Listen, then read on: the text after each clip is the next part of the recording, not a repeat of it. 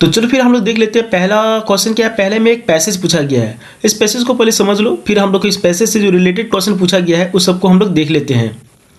तो यहाँ पे क्या है कि पैसेज 1 में दिया गया है language is a wonderful gift given to a man.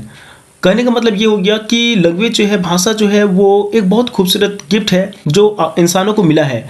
No animal possesses this gift, किसी जानवर को ये गिफ्ट नहीं मिला है। But they have their own way of expressing themselves, लेकिन जानवर भी अपने तरीके से एक दूसरे से बात करते हैं। When a rabbit sees an enemy, देखो जब कोई रैबिट अपने शत्रु को देखता है, it runs away into a hole और ब्यूरुग, उन लोग क्या करता है, उन लोग किसी होल में जाकर घुस जाता है। It still bobs up and down, उसके पूंछ जो का उठते हैं और फिर डाउन हो जाते हैं जब वो रनिंग करते हैं। The other rabbit sees it, other जो रैबिट्स होते हैं वो इस चीज़ को नोटिस करते हैं। And there too run away, और इस चीज़ को देख करके उन लोग भी समझ जाते हैं कोई खतरा है और उन लोग भी भाग जाते हैं। They know that there is danger, उन लोग इस चीज़ को समझ में आ जाता है कि वो लोग भी खतरे में हैं। When A cobra is angry, जब कोबरा गुस्से में होता है, इट रेजेस इट्स उड्स, एक्चुअली में यहाँ पे मिस्टेक है, यहाँ पे उड नहीं होगा। तो वो लोग क्या करते हैं, यहाँ पे अपने फन को उठाते हैं। Make itself look fierce, और काफ़ी डरावना दिखने का प्रयास करते हैं। This warns other animal, actually में एक चेतावनी होता है दूसरे जानवरों के लिए। When a bee has found some food, जब जब मधुमक्खियों को भोजन मिल जाता है, it goes back to the hive, तो वो वहाँ चले जाते हैं जहाँ पे वो रहते हैं। It cannot tell the other bees where the food is by speaking to them, वो बोलकर ये चीज़ को नहीं बताते हैं दूसरे मधुमक्खियों को कि हमें वहाँ पे भोजन मिला है। But it does a kind of dance, लेकिन एक्चुअली में उन लोग एक तरह का डांस करते हैं और बाकी मधुमक्खियों को समझ में आ जाता है कि कहीं ना कहीं भोजन मिला है और सब उसके पीछे आ जाते हैं उस भोजन की तलाश में। Some animals sees things by making sound a dog bark when stranger come near, जैसे कि आप देख सकते हो डॉग क्या करता है, जब कोई स्ट्रेंजर यानी कि कोई अजनबी अगर उसके सामने आता है तो वो बार्क करने लगता है, मतलब यानी कि वो भौंकने लगता है। और इस तरह से क्या है कि जानवर अपने तरीके से दूसरे जानवरों से बात करने का प्रयास करता है, इंसान की तरह बोलकर नहीं। चलो अब देख लेते हैं पैसे से कितनी सारी क्वेश्चन पूछी गई है और उसका आंसर क्या होगा। तो पहला क्वेश्चन है language is a wonderful gift given to, language एक सुंदर सा गिफ्ट है जो दिया गया है, किसको दिया गया है, इसका आंसर क्या हो जाएगा, option number A, man. When rabbit see an enemy it, जब रैबिट कोई शत्रु को देखता है तो वो क्या करने लगता है, तो इसका आंसर हो जाएगा option number A, bobs its tail up and down, वो अपने पूंछ को उठाता है और डाउन करता है। नेक्स्ट क्वेश्चन है a dash barks when stranger come near, कौन भूखता है जब कोई अजनबी उसके पास आता है, इसका आंसर क्या हो जाएगा, option number B, dog. No animal possesses the gift of, कोई जानवर को ये गिफ्ट नहीं मिला है, कौन सा गिफ्ट, इसका आंसर क्या हो जाएगा, option number D, language. Language सिर्फ इंसान ही बोल सकते हैं, कोई जानवर नहीं। नेक्स्ट क्वेश्चन है when a bee sees food it communicates to other bees by, जब कोई मधुमक्खी कहीं भोजन देखता है तो वो दूसरे मधुमक्खियों को किस तरह से कम्युनिकेट करता है, इसका आंसर क्या हो जाएगा, option number B, dancing. Next question है in the passage the word cautions means, cautions का मतलब क्या हो जाएगा, इसका आंसर हो जाएगा ऑप्शन नंबर सी, वार्न। चलो अब देखते हैं दूसरे नंबर को। दूसरे नंबर में भी एक पैसेज पूछी गई है और ये दूसरा पैसेज काफी ज्यादा लेंदी है, तो मैं इसको पढ़कर समझाने वाला नहीं हूं, मैं डायरेक्ट आपको हिंदी में समझा देता हूं और आपको समझ में आ जाएगी और क्वेश्चन को मैं बता दूंगा। तो इस पैसेज में एक्चुअली में भारत में उगाई जाने वाली एक मसाले की है और वो मसाला है इलायची। तो इलायची सारे मसालों की रानी होती है। इसका इतिहास मानव जाति के इतिहास जितनी पुरानी है। इसकी खेती 12 महीने होती है। यह गर्म और आर्द्र जलवायु में विकसित होती है। यह दोमट मिट्टी में उगने वाला एक पौधा है। भारत की इलायची स्वाद में बहुत अच्छी होती है। इसका आकार छोटा होता है और रंग तोते की भांति होती है। केसर के बाद इलायची एक महंगा मसाला है। भारतीय इलायची के 2 किस्म होते हैं, मालाबार इलायची और मैसूर इलायची। इसमें सिनेओल लिमोमेम की पत्तियां होती है और इसलिए यह अधिक सुगंधित होती है। भारत इलायची का दुनिया का सबसे बड़ा उत्पादक और निर्यातक है। भारत में इलायची का फसल अगस्त और फरवरी के बीच में उगाया जाता है।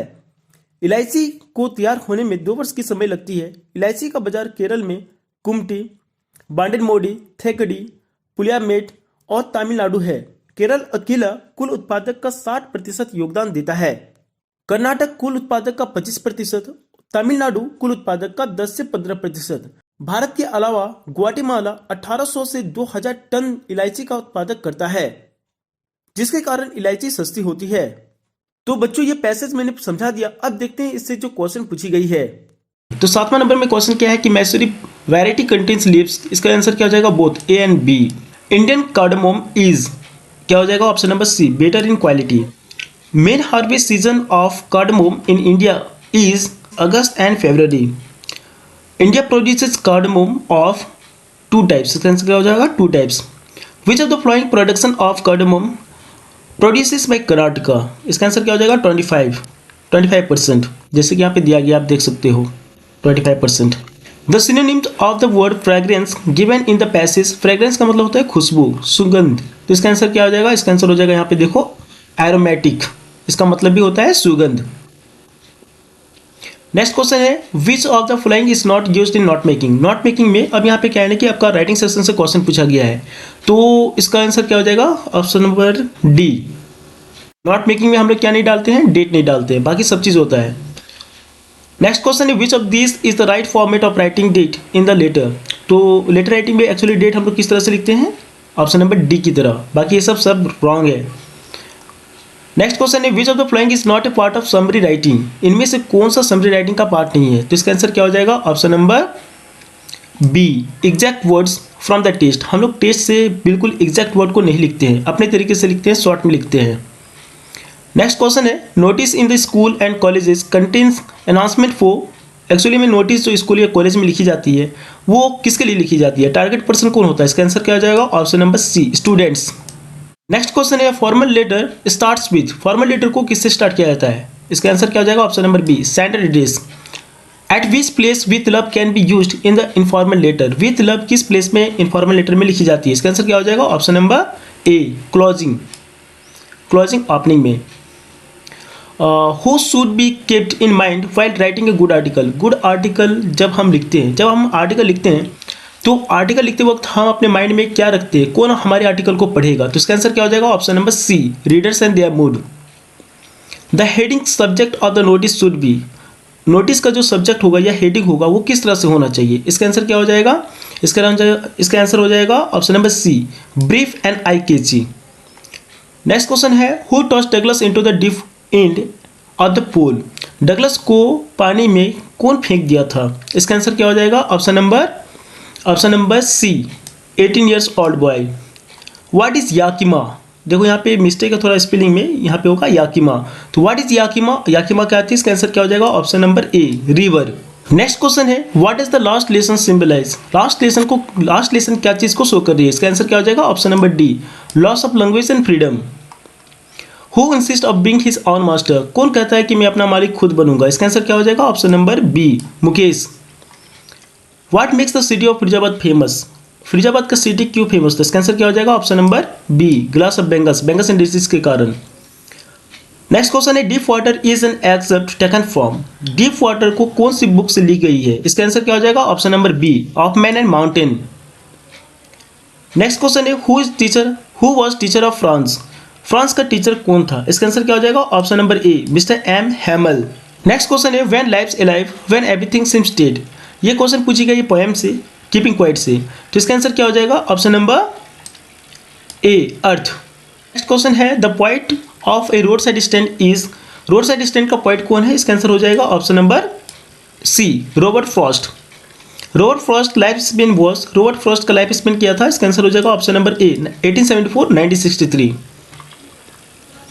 नेक्स्ट क्वेश्चन है what evils that we possess, हमारे अंदर कौन सी बुराई है, इसका आंसर क्या हो जाएगा, option number B, lack of noble qualities, अच्छी गुणों की कमी है हमारे अंदर। नेक्स्ट क्वेश्चन है read the given extract and answer the question from 32 to 40, यानी 32 से लेकर 40 तक किसी पोएम का एक एक्सट्रैक्ट दिया गया है और उस पोएम का एक्सट्रैक्ट को पढ़ करके उससे रिलेटेड जो भी क्वेश्चन पूछी गई है उसको आपको जवाब देना है। तो ये जो पोएम का एक्सट्रैक्ट है एक्चुअली में माय मदर एट 66 का है, तो आप लोग पढ़े होंगे, मैं पढ़ाने वाला नहीं हूँ, आप अपने बुक में देख सकते हो, मैं डायरेक्ट इसका आंसर बताता हूँ। तो पहला है name of the poem, name of the poem क्या है, my mother at 66। Name of the poet, poet कौन है, तो Kamala Das. Who looked at young trees को कौन देखता है, इसका आंसर क्या हो जाएगा, द पोएट। नेक्स्ट क्वेश्चन है was maharaja successful in killing the tigers, क्या राजा सफल होता है बाघों को मारने में, तो इसका आंसर क्या हो जाएगा, ऑप्शन नंबर बी, नो, अंतिम बाघ को वो नहीं मार पाता है और उसकी मृत्यु एक लकड़ी के बाघ से हो जाता है। नेक्स्ट क्वेश्चन है what were India and Antarctica together called, जब इंडिया और अंटार्कटिका एक साथ था तो वो क्या कहलाता था? इसका आंसर क्या हो जाएगा? Option number A, Gondwana. What was the profession of सदा? सदा का क्या प्रोफेशन था? इसका आंसर क्या हो जाएगा? Option number B, doctor. वो डॉक्टर था। जो इज द डॉटर ऑफ, जो किसका बेटी थी? इसका आंसर क्या हो जाएगा? Option number B, Jack. Who is the lamp? Lamp कौन था? इसका आंसर क्या हो जाएगा? Option number B, an old man. Who had major influence on Sadao's life? सदा के जीवन में सबसे ज्यादा प्रभावित करने वाले कौन इंसान थे? इसका आंसर क्या हो जाएगा? Option number B, his father. तो बच्चों ये सब कुछ क्वेश्चन थी सेट 1 से जो मैंने आपको बता दिया है, और मुझे आशा है कि ये क्वेश्चन आपके एग्जाम में बहुत मददगार होगी। तो आप इन सारे क्वेश्चन को अच्छी तरह से कर लेना, और अगर ये वीडियो आपको अच्छी लगी हो तो मेरे इस चैनल को जरूर सब्सक्राइब कर देना। ठीक है, फिर मिलते हैं अगले वीडियो में। तब तक के लिए आपको बहुत बहुत धन्यवाद।